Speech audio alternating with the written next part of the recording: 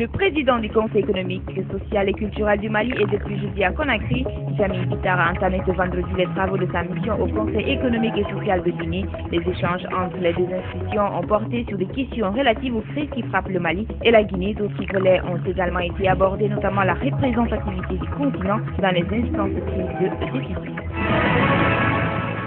Trouver des moyens de régulation du phénomène de migration avec le concours des gouvernements de différents pays. Telle est la raison de la présence en Guinée du Forum des organisations de solidarité internationale issues des migrations Forum en abrégé. Les membres de cette structure ont animé ce vendredi à Conakry une conférence de presse, occasion pour eux de décliner leur volonté d'accompagner la Guinée pour son développement.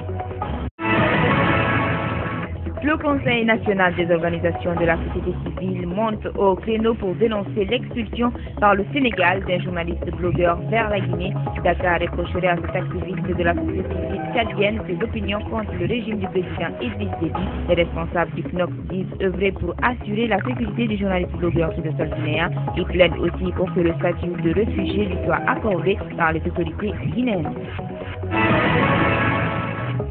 Bientôt, l'eau va à nouveau couler dans les robinets à Conakry. Il faut dire que les travaux de dépannage du tuyau central de la Seigue vont bon train, une réparation attendue avec impatience par les populations de certains quartiers de la capitale privée d'eau depuis quelques jours.